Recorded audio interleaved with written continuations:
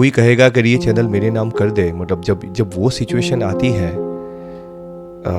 Right, तो वो situation में क्या आप ऑलरेडी मैरिड थे या कैसे थे आप? आपका फेस कौन सा था उस टाइम पे? मैं मैरिड था, मेरी डॉटर की पढ़ाई की जिम्मेदारी भी थी। आई आजकल आप जानते हैं स्कूल एजुकेशन बहुत महंगा है, मकान पे लोन भी चल रहा है, परिवार की जिम्मेदारियां भी। तो मैं समझता हूँ कि फाइनेंशियली तो मैं बहुत टाइट पोजीशन में था, और ऐसा नहीं था कि हमारे पास सेविंग्स थी कि चलो ठीक है जॉब छूट जाएगी तो 6 महीने तक मेरे सेविंग से काम चल जाएगा। वैसी सेविंग भी नहीं थी हम लोगों के पास, और खर्चे तो थे ही।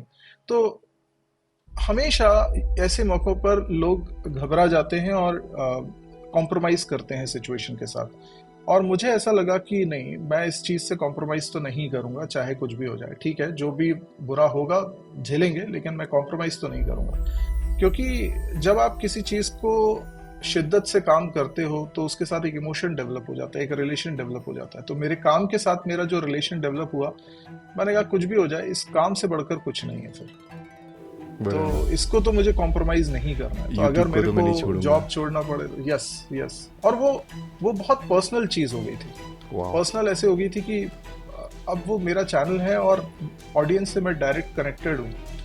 मैं उन लोगों को जानता भी नहीं हूँ जिनके लिए मैं ये काम कर रहा हूँ, लेकिन मुझे जो फीडबैक मिलता है उससे मुझे जो संतोष होता है, मैं उसको खोना नहीं चाहता। और इसलिए मैं इसको तो नहीं छोड़ सकता।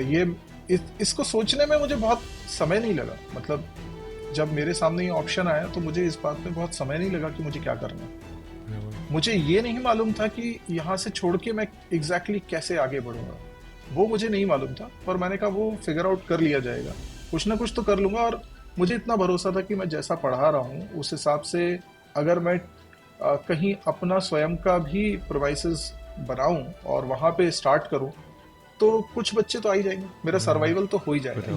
ये मुझे एक विश्वास था, भरोसा था। बराबर। और उस भरोसे के कारण आपको रिस्क लेना आसान हो जाता है। जितना आपको अपने ऊपर भरोसा होता है उतना रिस्क लेना आसान होता है। करेक्ट।